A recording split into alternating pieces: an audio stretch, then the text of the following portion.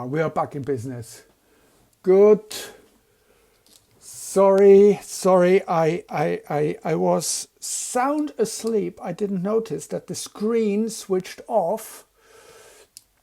Good morning. So let's try again. So thank you very much.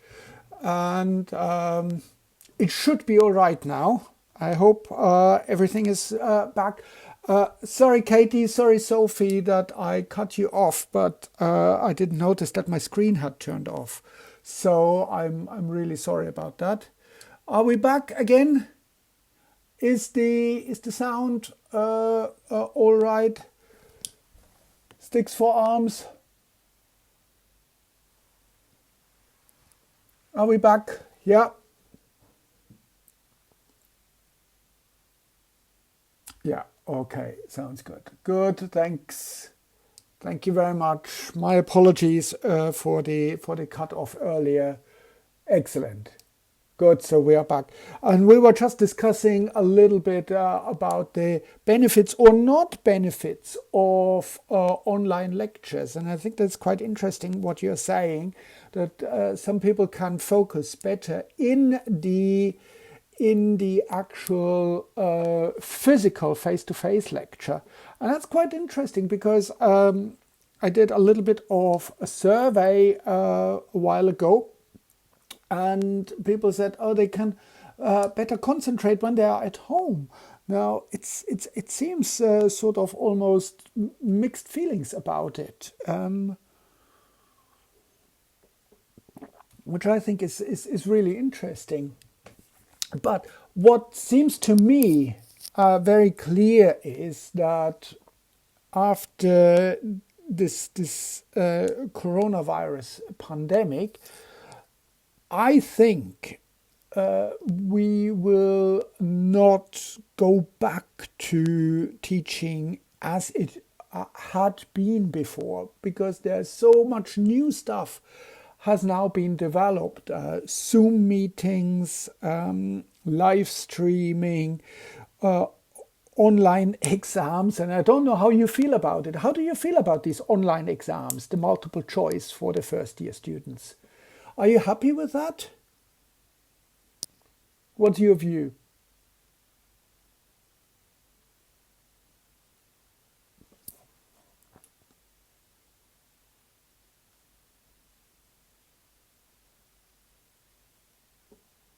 Are you happy with the online exams?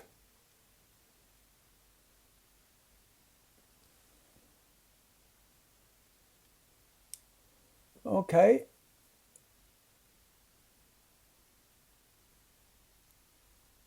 Interesting. Yeah.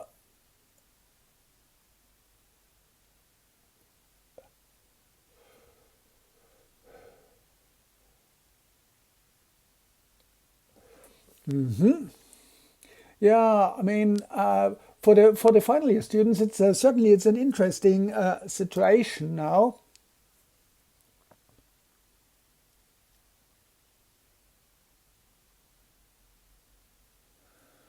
Okay, yep, yep. I'm reading the comments, and I think there are some really valid and excellent points being made. And I think, I mean, what's very clear is we are currently trying to figure out what would be the best option for everybody. But obviously this is, given the circumstances, this is pretty difficult, isn't it?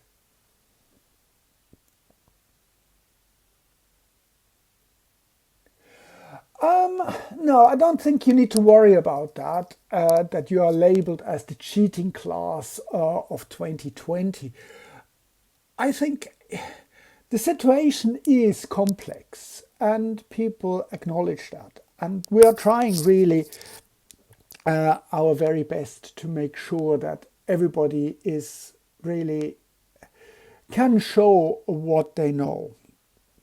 And that's also why we have this session here for the BI301. By the way, this is our last BI301 Enzymes and Metabolism lecture, if you like. I'm a little bit sad because I really love this module, especially, as you probably can tell, the enzyme part. And I thought what I want to do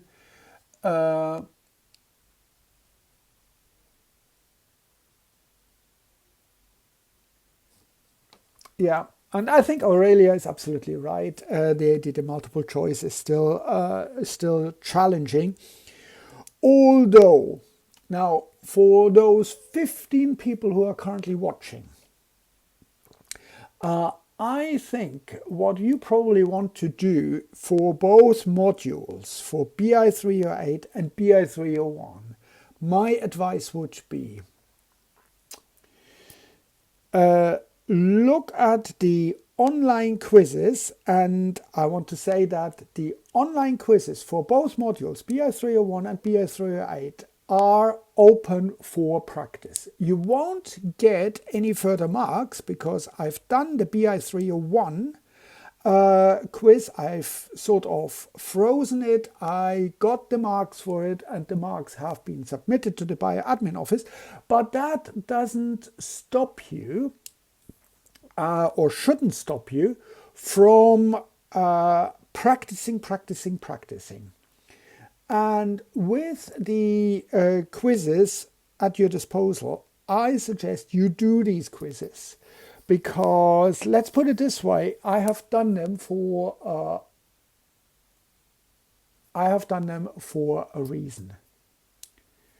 I have done these quizzes to give you a fighting chance for the multiple choice section, and of course now the exams are only multiple choice. So have a look at past exam papers. What is in the multiple choice section? I think that gives you a really good might give you a really good idea what could come up in the exam. So BI301, Enzymes and Metabolism module. I have a sort of a checklist for you guys here. And this checklist is large, I know, but it's a lot that we have done in this module. Now, what I'm going to do, if people want, I can email you the link to this checklist. Would you be happy with that?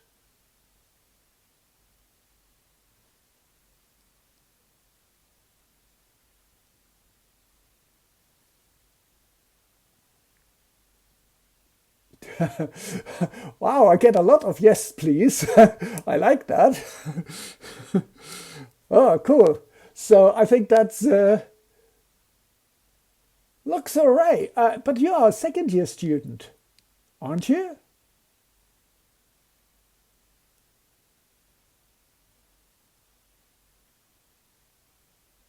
I tell you what I do. I will put the link to the checklist then. I would put the link to the checklist in the video, in the description of the YouTube video, so that you can have a look at it. Also with a link to the practice calculations, so that you can really practice with these things and see that you get this done. So we started with enzymes. We did a lot of enzyme stuff, and just I want to highlight a few things. I really want you to know the Michaelis-Menten equation, and I've got some calculations for that. What is absolutely essential is that you know what these three parameters, Vmax, Km, and Vmax over Km, actually mean. And you really need to understand that. I've got a video tutorial for that. I also need you to understand how these parameters change if you modify the enzyme concentration in a reaction. And the important point here is that when you change the enzyme concentration in a reaction, Km actually stays constant. Km constant.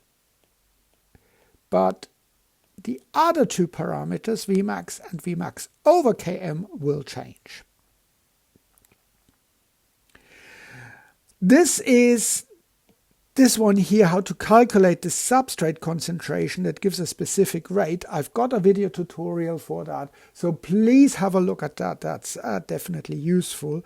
I also want you to be able to construct Lineweaver-Burk and Eddy-Hofstee plots, just simply because these are the plots that are always in use. There is a third plot which we haven't discussed.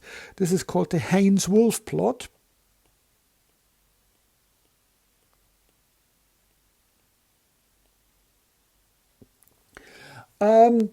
Which is a little bit, it's similar to the Lineweaver-Burk plot. It also has the same sort of issues. And I don't really see much point in showing you that, but if you so wish, have a look at it. There are some YouTube videos out there, and that shows you how to do this Haynes-Wolff plot.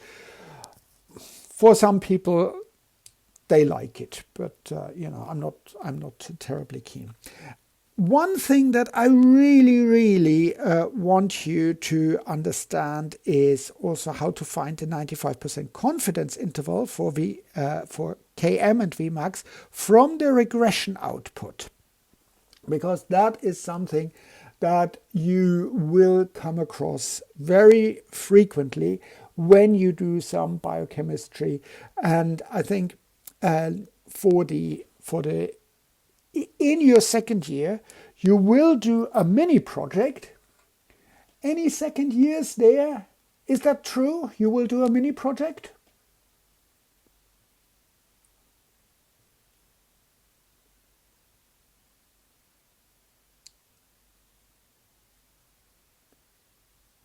Is there a mini project with enzymes?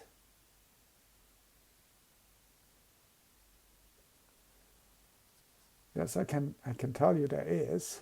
At least they are, unless we change things. Well, hopefully not.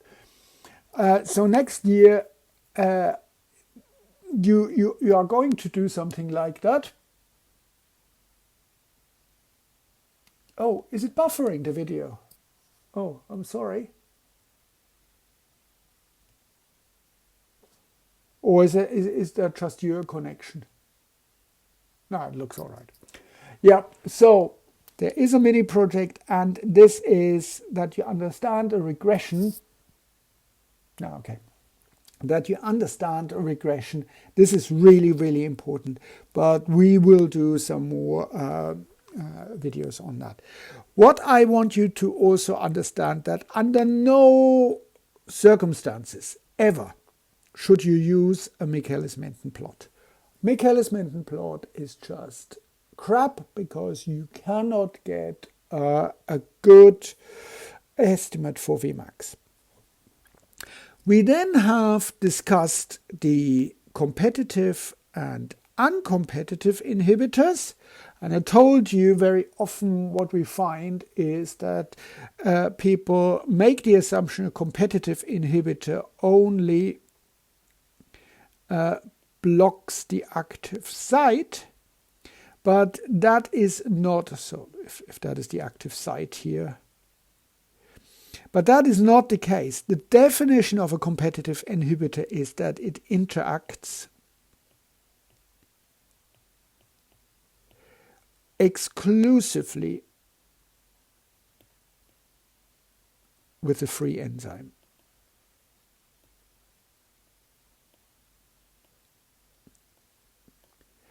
And competitive inhibitor and substrate are mutually exclusive, but it does not necessarily mean that the inhibitor has to bind to the active site. It can bind somewhere else at an allosteric site which induces a conformational shift in the enzyme, which then does not allow the substrate to bind. And that's really, really important. A lot of biologists don't get that right. And that's why it is so important to remember that a competitive inhibitor only interacts with the free enzyme, and the competitive inhibitor and the substrate are mutually exclusive. We've also discussed how mixed inhibitors actually work, and they are just simply a combination of an inhibitor exhibiting both competitive and uncompetitive components. So the mixed inhibitor has an uncompetitive component where it interacts with the enzyme substrate complex, but it also has a competitive component where it interacts with the free enzyme. We looked at how we can identify the different inhibitor types from experimental data. That, for example, a competitive inhibitor Vmax stays constant, and I write it like that. And for an uncompetitive inhibitor, we had Vmax over Km stays constant.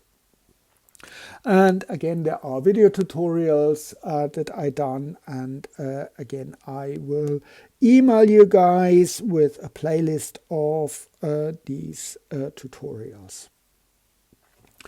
We looked a little bit at substrate inhibition and product inhibition, and product inhibition is always competitive. Substrate inhibition, you noticed that we had that when we did our experiment in the practical with the lactate dehydrogenase, because what you saw was basically that at higher substrate concentrations, the rate of the enzyme reaction went down, which is quite bizarre, but I think I've given you an explanation how we should envisage that.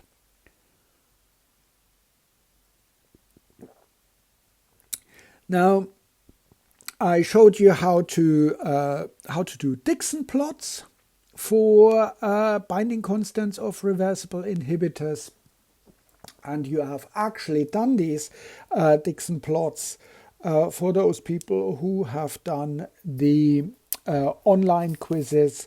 One of the questions in these online quizzes was to find the dissociation constant of a competitive and one of an uncompetitive inhibitor. And again, there are video tutorials. You need to calculate specific activity and turnover number. And again, that is something that's going to bite you next year when you do your second year mini project with enzymes. You have to actually really calculate the specific activities quite a bit. We then moved on and said, well, the Michaelis-Menten equation is really only designed for an enzyme interacting with one substrate, but that usually doesn't reflect what we usually have. We usually have two substrates. And I showed you how we can depict this with these Cleland plots. It's not really a plot, it's just sort of a shorthand notation where we, for example, said if we look at a timeline here, we start with the enzyme, we have the first substrate coming in, and then we have the second substrate coming in. So here we have EA, here we have EAB, and this is converted to E enzyme with a product, with two products. We release the first product, we've got EQ, and then we release the second product, and this would be an example of a ternary complex here, because we have three entities, enzyme plus the two substrates sitting here. And I also showed you that we could, so that would be a strictly ordered complex, strictly ordered ternary complex, but we can also have a ping pong complex where we have, we start with an enzyme, we have EA, this is converted to EP, the product is released, and we have then sort of the enzyme is triggered. We have Q and we get EQ. Oh, sorry, that should be B. My bad. B, this is converted to EQ, and the Q is released again. That's the product. Let me just simply change that here. So it's a ping pong mechanism. It's again very common mechanism, and I've also showed you how we can discriminate between the two ternary mechanism and the ping pong mechanism, because in the ping pong mechanism, if you add one substrate, for example, you will get some product out, whereas in the ternary complex mechanism, if you add one substrate, nothing happens because you need the other substrate as well. So that's one of the ways you can differentiate between ternary complex and ping pong mechanism. We discussed the terms allosteric. Allosteric just simply means that it binds somewhere else. Cooperativity, homotropic and heterotropic effectors. A homotropic effector is the same as a substrate. A heterotropic effector is basically anything else that makes the enzyme do something or stops the enzyme from doing something. We discussed how allosteric enzymes differ from Michaelis-Menten enzymes, and basically if you've got a Michaelis-Menten plot V versus S, for normal Michaelis-Menten you would find something like that. That's a hyperbolic curve, that's Michaelis-Menten enzyme. And for an allosteric enzyme, what we often find is a sort of sigmoidal curve. So that would be an allosteric enzyme, where at the beginning not a lot is happening, but then all of a sudden we get this burst of activity like that, and then it plateaus off. And that is really, that gives us the opportunity to use allosteric enzymes like switches, because in this range here, we have sort of a proportional response of the enzyme to the substrate concentration. So the more substrate we have, the higher the response will be. And that can be very useful for any kind of regulations. We discussed that enzymes can be regulated by positive and negative effectors, and which means we can use these compounds to basically regulate an entire network of enzyme reactions, if you like.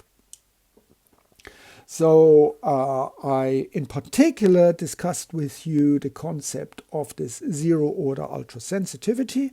I'll put that somewhere. Yeah. Well, I'll just do it right now. So where you have an enzyme, for example, and this enzyme is converted into a phosphorylated enzyme. This is usually catalyzed by a kinase, with the help of ATP. And we also have a phosphatase that reverts it, phosphatase, and that will remove the phosphate that has been attached.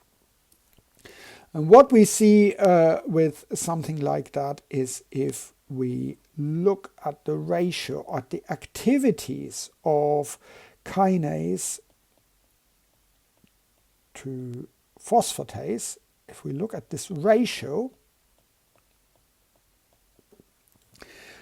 let's put 1 here at the activity ratio.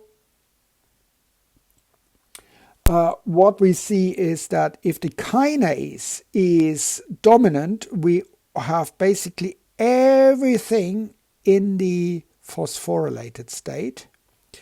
But if the phosphatase is stronger than the kinase, very swiftly our enzyme, our concentration of the phosphorylated enzyme is very low.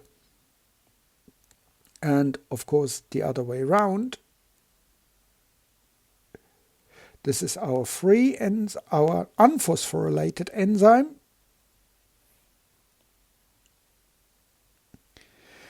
So if the kinase activity is very high, the unphosphorylated enzyme concentration is low. So this gives us a really nice sort of switch. And all we need to do really is sort of modify this ratio of kinase to phosphatase in very limited ranges. And we can sort of switch on, switch off the activity of an enzyme very often. One of these, either the unphosphorylated or the phosphorylated enzyme, is much more active than the other one. We discussed a little bit delta G naught, and just as a reminder, I know that thermodynamics is sort of the hate word for a lot of people. If delta G is smaller than 0, then a reaction is feasible. It can proceed. It doesn't mean that it will proceed. That depends on kinetics. Delta G naught, that tells us under standard conditions, but very often we don't have standard conditions. Usually we don't have standard conditions. So what we need to do is, whenever we look at a reaction, whether it is feasible, then we need to take that into account, that we are not at standard conditions. And I showed you the equation delta G equals delta G naught prime minus sort of a delta G Q, and that is when we are not under standard conditions. And we can really write this as, we know we can write delta G naught as minus RT ln, the equilibrium constant. We can write delta G Q as minus RT ln Q. So what we get is minus RT ln K minus RT ln Q, and that gives us minus RT ln Q plus RT ln Q. And the Q, just in case people forgot, this is when we have a reaction of A plus B in a reversible reaction gives us C plus D, and the Q would be concentration of C at the observed time times at the observed concentrations divided by A observed times B observed. And what we can do with this equation is we can also then sort of get this written in a slightly better form. It would be RT ln Q minus RT ln K. I factor out RT, I get ln Q minus ln K, and I can write this as RT ln Q over K. And this Q over K, this is the famous displacement factor, which basically tells us how far the reaction is actually away from the equilibrium. If we've reached the equilibrium, then our Q under the condition of the equilibrium Q equals K. So Q over K gives 1. So what would happen if we got RT ln 1? What do we get in this case? RT ln 1. Over to you guys.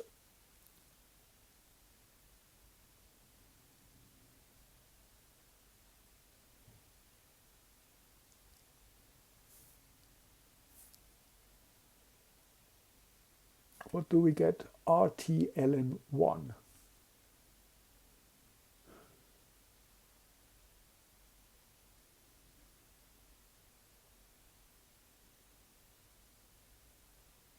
Absolutely right. We get 0. So that would mean delta G equals 0. And that would mean the reaction comes to a standstill. It's not going either forward or backwards. It's coming to a standstill.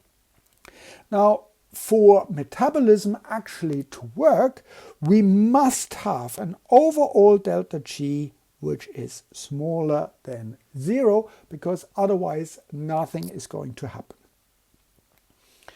And some reactions have a very strong negative delta G. They are driving the reaction in a certain way. You can, if you've got for a part reaction, part of a metabolic reaction, you can have a delta G which is larger than 0, but you have to overcome that by investing some delta G from a different reaction. So, for example, through ATP hydrolysis. And so you've done the calculation for displacement factor. We've discussed the zero order ultrasensitivity, and again, that is something that I'm really keen, because I think this is a really, really interesting concept. We discussed how feedback and feed-forward regulation can affect the behavior of a pathway. And there are lots of really interesting concepts how a pathway can be regulated and how it changes its behavior. We get things that we would never have thought about that this might happen. And I've got a video on the emergent behavior of these pathways, where just simply by having basic elements of regulation, feed-forward, feedback, or something like that, but each one of these elements is very simple and basic. But if you put them together, then you get something that is very different. The sum of these things is different to the individual components. We didn't look into a lot of detail at the key components of important cofactors like NADH or FADH, ATP. So of course you know that ATP is made up of ribose of 3 phosphates and adenine. NADH, you have adenine, you've got nicotine amide in it. So what I want you to do for the, well, for the exam, I guess, is also have a look at these structures. But since the exam is more or less an open book, I don't think this should be too taxing. Now, we looked at the individual steps of glycolysis, including key components and key reactions, and which enzymes are involved in this process and where it happens. And again, I think that is something I want you to understand. Now, my go-to website is the medical biochemistry page, where you really have excellent description of all these different pathways, how they are regulated, and it's free. It's a great resource. You would be really stupid. No, I don't want that. Sorry about that. That's interesting. Somebody hacked into my iPad. Wow, that's cool. Superfoods. Don't believe in superfoods, by the way. If you have got a good nutritional diet, that's absolutely fine. So I really want you to understand the key factors of glycolysis and also how key enzymes are actually regulated. So, for example, hexokinase, and I want you to focus on the hexokinase 1, 2, 3, and glucokinase, which is the different enzyme in the liver. That's quite important. And it differs from the conventional hexokinases in that its Km is much higher than normal hexokinases. And I told you about what actually is the consequence of having this sort of bespoke glucokinase in the liver, why it is so important. And it all has something to do with maintaining the function of the liver as a glucostat. The liver is important to keep your glucose levels in the blood more or less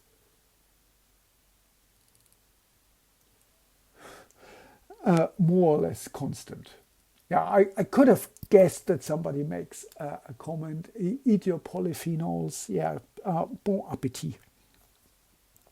I also want you to understand how phosphofructokinase 1 and phosphofructokinase 2 are regulated and what their substrates are, because that is really important for the exam.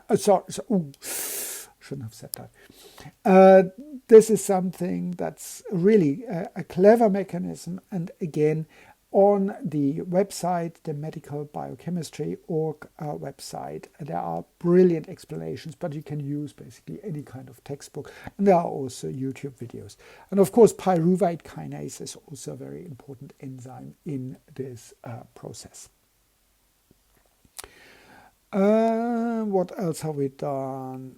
Yes, we discussed the concept of substrate level phosphorylation, that this is very different from the oxidative phosphorylation. Very important in this case, we use substrates to generate ATP. Now I want you also to be really familiar with the output of glycolysis. So when I ask you what is the product of glycolysis,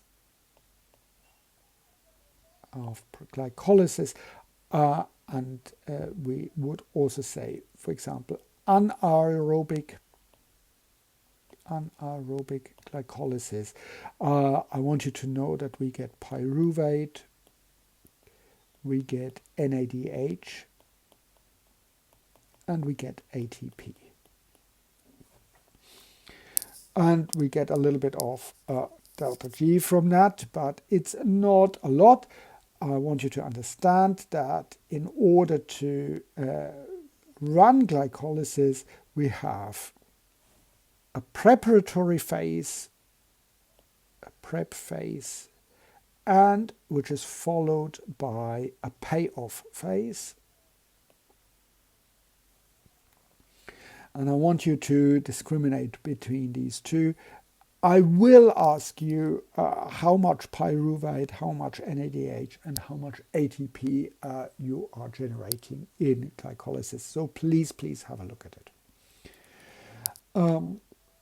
We discussed the reverse reaction of glycolysis, which is gluconeogenesis, and of course this needs to be very tightly regulated. Because it is the reverse reaction, and we don't want having a reaction and the reverse reaction run at the same time, because that would be a waste of energy. So I want you to look at under which conditions gluconeogenesis is activated. I want you also to look at the key steps of gluconeogenesis. It's basically mostly a reversal of glycolysis with some exceptions. So when you start with pyruvate, you have to do a detour because you can't go straight into the bisphosphoglycerate in this case. So you have to do a slight detour. I want you to know some of the enzymes involved and how they are regulated and their cellular localization.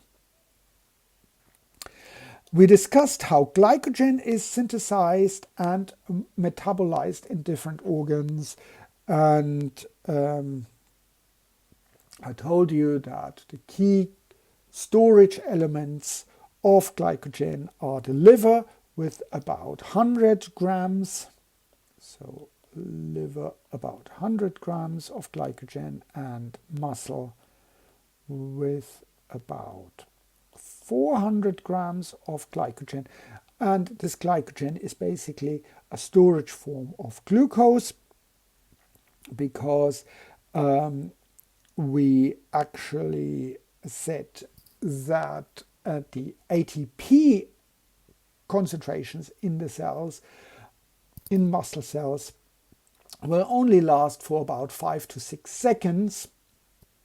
So we need then, in order to run away from the saber-toothed cat, we need to get a little bit more energy for that, and that is where the cell then switches straight onto the glycogen, onto the glucose, and is using that. I told you that the glycogen stores will last for about 24 hours, and then we have to resort to other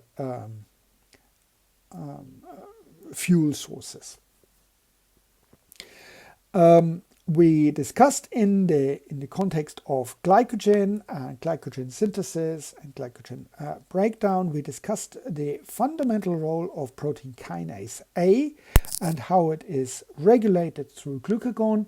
So again, I'd like to suggest to you that you look how this happens in the cell, because that's a really important mechanism. And of course, when we talk about glucagon, which is produced by the alpha cells of the Langerhans islet in the pancreas, we also need to talk about the beta cells of the Langerhans islands in the pancreas and how they produce insulin. And I've given you this scheme that glucose produces ATP through glycolysis, but also through a Tca cycle. This ATP then stimulates or shuts down the ATP-sensitive potassium channels. The inside of the cell becomes more positive, which triggers calcium channels, which are voltage gated. Calcium flux happens into the cell, and that triggers the fusion of vesicles that contain insulin with the cell membrane, and insulin is reduced. So I think that's quite a nice mechanism, and I really want you to look at that as well. When we talk about glycolysis, we have a competing pathway, which is the pentose phosphate pathway, which both use glucose 6-phosphate. In glycolysis, this is then further phosphorylated or goes down to fructose phosphate. In the pentose phosphate pathway, we take 2 hydrogens away from the glucose 6-phosphate, and this then leads into phosphogluconolactone and feeds into a different pathway. We discussed the other metabolic pathways, and we said that the pentose phosphate pathway is really important for the production of ribose 5-phosphate, which is important for production of RNA, to a certain extent to DNA as well. So this is another pathway, but I can also then go back and move compounds into the glycolysis. So nothing is basically wasted, but I want you to look at the key enzymes of the pentose phosphate pathway. We discussed the Cori cycle, because the Cori cycle, that is what happens constantly in your muscles when they work. The muscles accumulate basically lactate, and this lactate in the muscle is shifted to the liver, where it is converted into pyruvate, and this pyruvate is transported back to the muscle, where it can be again used in the glycolysis to mop up all the NADH that we generate during glycolysis. We've discussed the different energy requirements of organs, and I told you that usually the important thing is the erythrocytes. I've written over my poor erythrocytes here with the Cori cycle. The important thing are the erythrocytes, because the erythrocytes have no other option but to use glucose.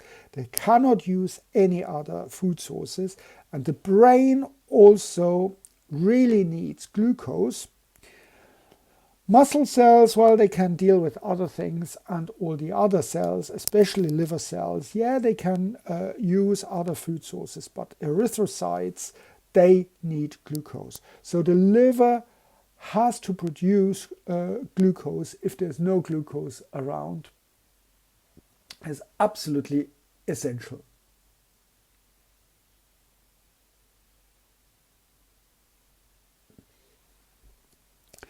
The brain, and that you know, that is why we need the gluconeogenesis, and only the liver and the kidneys are able to run gluconeogenesis. Gluconeogenesis is not suitable in the long run to produce glucose, because we need to invest energy for it. But it's sort of, it's essential for the erythrocytes, so we have to spend this energy. But as a general, for the whole organism, we cannot rely on gluconeogenesis. And over long periods of starvation, and we're talking about more than a day starvation, we then need to switch fuel sources. Even the brain needs to switch. And this is then done through what we discuss later as the ketone bodies and how they are used for fuel sources in different organs. So the brain then switches to the use of ketone bodies from fatty acid beta oxidation. Erythrocytes can't do that. They still require the gluconeogenesis in the liver. We discussed the case of the Tca cycle, and remember, we start the Tca cycle by combining acetyl-CoA, which is sort of the link between the glycolysis and the Tca cycle, with the oxal acetate and produce citric acid. And the mnemonic for the compounds, as I told you, is can I kiss sexy Susie's friend more often? Which basically gives you all the components of the TCA or Krebs cycle or citric acid cycle. So we have citric acid, isocitrate, alpha-ketoglutarate, succinyl-CoA, succinate, fumarate, malate, and oxal acetate, which basically is then again the starting point of the TCA cycle. And I really want you to also remember some of the crucial enzymes for this pathway. I want you to remember how much ATP we generate in this TCA cycle. I want you to know where it actually happens and how it is regulated. I talked about the ketone bodies and how they can be used as fuel sources in different organs, and especially the brain, that after about 1 or 2 days of starvation, it will switch into using ketone bodies, because let's not forget that ketone bodies are, if you like, the transport forms of fatty acids, and ketone bodies like beta-hydroxybutyrate or acetoacetate, or also occasionally acetone.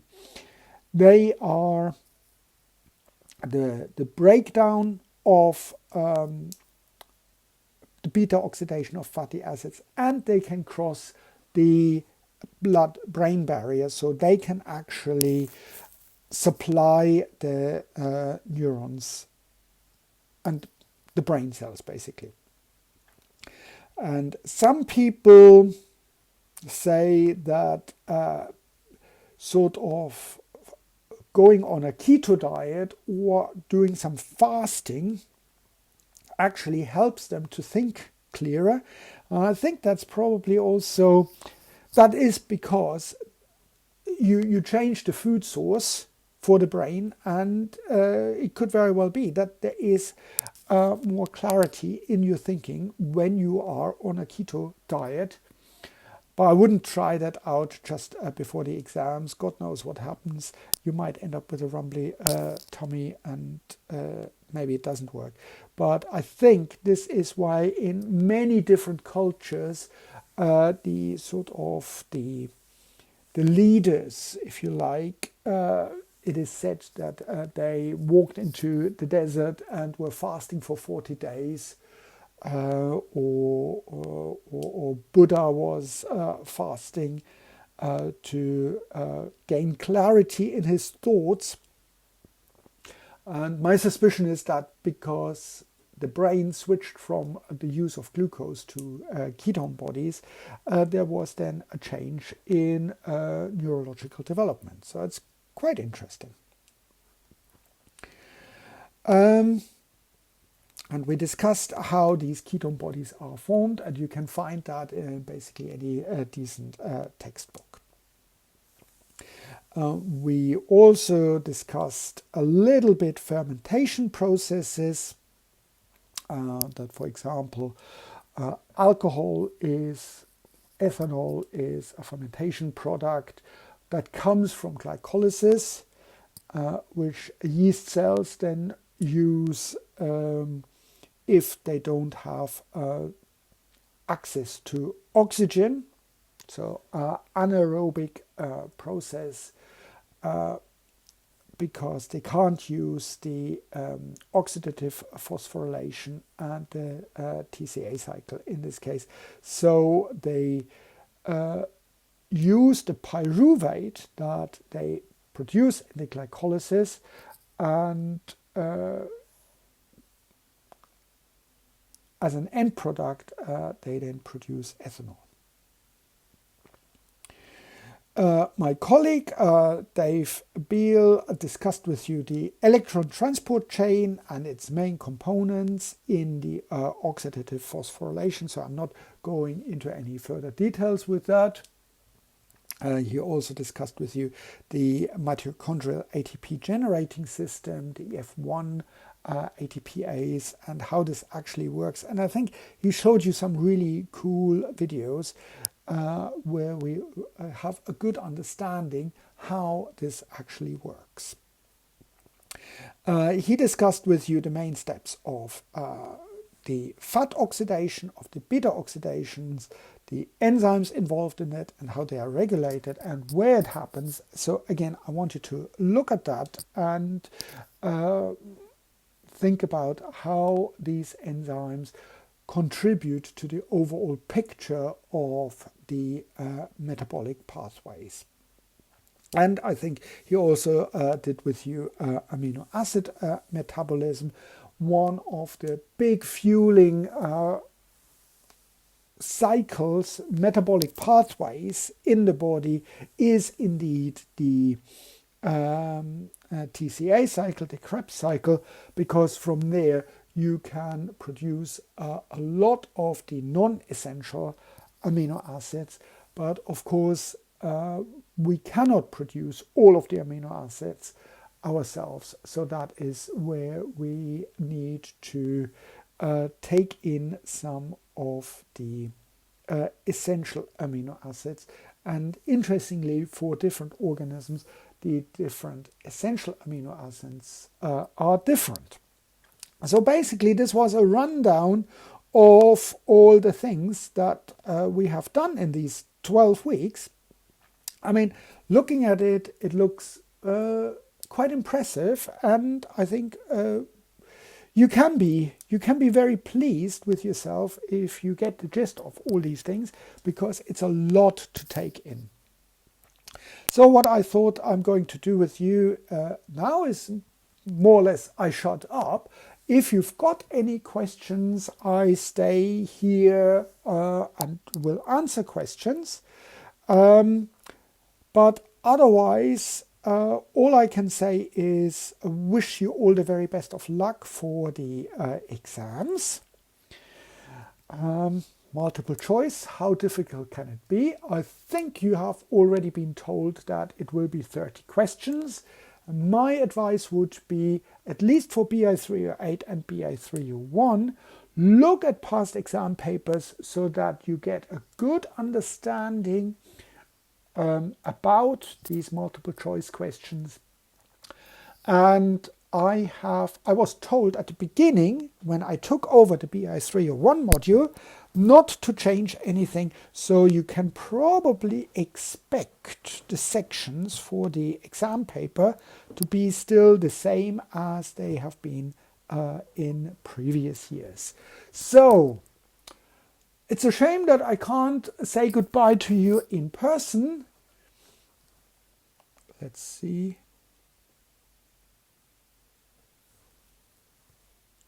Let's see, let's see, let's see, let's see. Anyway, here I am, the ugly face, and all I can say is all the very best of luck, and enjoy your revision time and also your Easter holidays. Have a good time. Don't get too worried about things. There's no point in worrying about things that we cannot change. So, all the very best of luck, and I hope to see you next year, and let's have fun next year. If you've got any questions about this module, you know where you find me, group chat, email me, or, wherever, and I'm more than happy to reply. So I hang around a little bit, and if you've got any questions, let me know. I need to get this out of the way. You are always welcome. My pleasure.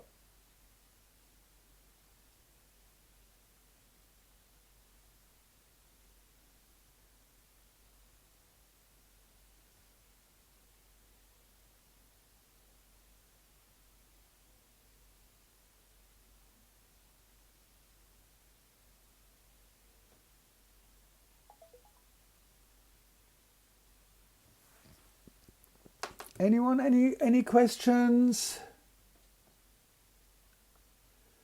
Yes, I will email you the list of the questions. I will also, oh no, not for this module, because I've only taken over this year, so I cannot email you the model answers to past exam papers. I'm afraid you have to figure them out. But all I can say is please have a look at previous exam papers. Please also have a look at the quizzes again. I did these quizzes for a reason. So please.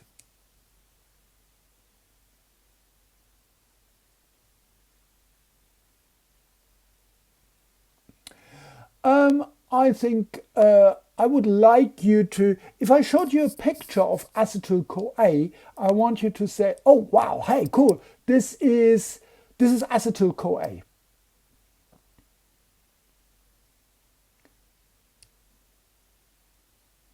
So that you can actually identify it, and you can tell me which components are in acetyl-CoA. So a question, I think one of the questions in an exam paper last year was, what are the components of acetyl-CoA is made up of? And you had then click on the right things. But then, if it is open book multiple choice, I think it should be easy to do that. What would the runtime be for the exams? Richard, what do you mean runtime? The expectation is that you can do the exam in 2 hours. Personally, I think and I think I posted that, when you open, yeah, I think that's generous. When you open the exam paper, and I think it will be on Moodle, when you open it, the first 15 minutes, I guess you go, WTF, what is this? Is this a joke or what? The next 15 minutes, you probably click on the correct answers. It is that easy, especially when you have done the quizzes in this module, and I would probably, the combination of what I told you about past exam papers, which section is which, And the quizzes that you have done, there is one quiz that is in particular of interest to you. You click on these questions, you then do that for 15 minutes,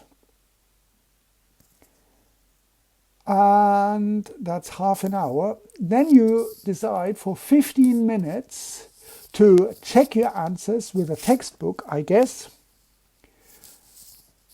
That takes you another 15 minutes, and the remaining 1 hour and 15 minutes, you go again, WTF, is this a joke? So I would not worry about it. How do we monitor that you only spend 2 hours? I'm not entirely sure how this is monitored, actually. I don't know how this is monitored. My feeling is that it would be difficult to monitor. So whether students will use more than 2 hours or less than 2 hours, I don't know whether we can actually say. I don't think for BI301 or BI308 you need to worry about the time. That makes sense?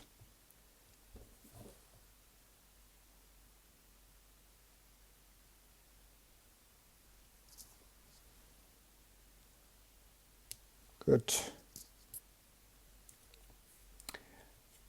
Any other questions you think would be of importance?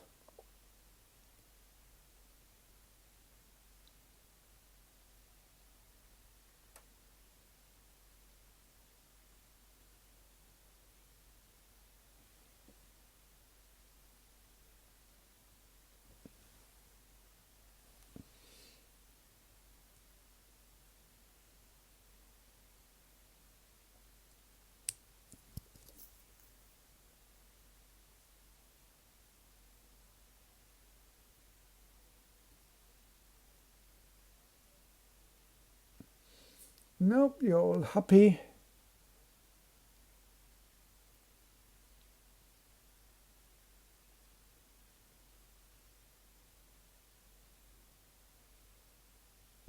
I think you've got the exam timetable, so should not be too problematic.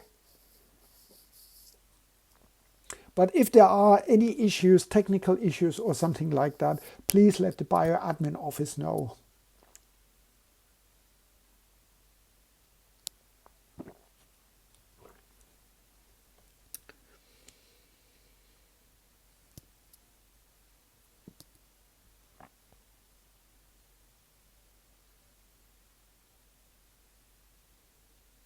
So I think if there are no further questions, I feel that I should have some lunch now. If my son hasn't snuffled it, I think there is a Cornish pasty still in the fridge. Do the erythrocytes use keto bodies to make glucose? No, definitely not. First of all, you can't use keto bodies to make glucose. So because what you have is fat and glucose. In humans, you can easily convert glucose into fat, into energy store. And we all know that.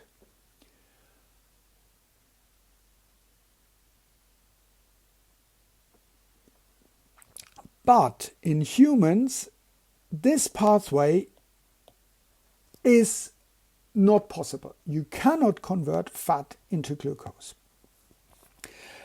What in gluconeogenesis happens is that you can use pyruvate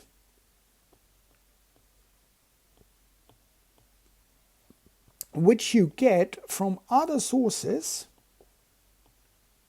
for example, amino acids, And through the process of gluconeogenesis, you produce glucose. And this glucose then will be sort of exclusively labeled for the use in red blood cells. Only red blood cells will have access to this glucose that is made via gluconeogenesis.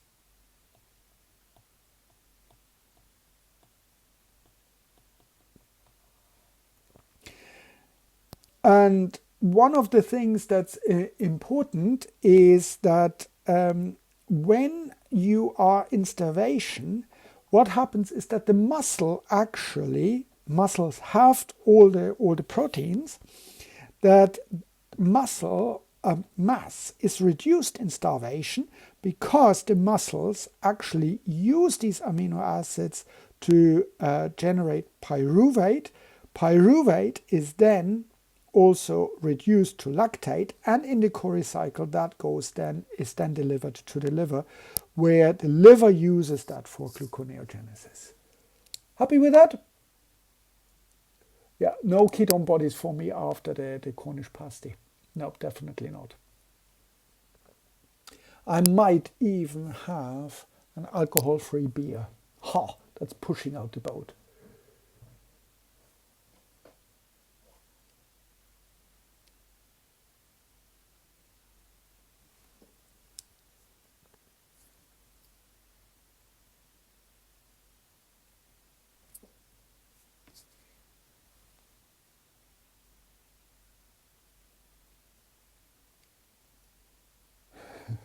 I'm not telling you. I'm not telling you.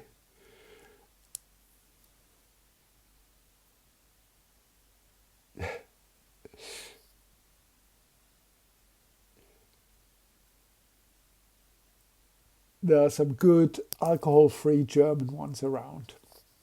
Prohibitively expensive, but since it's my last BI301 lecture for this year actually, hey, why not?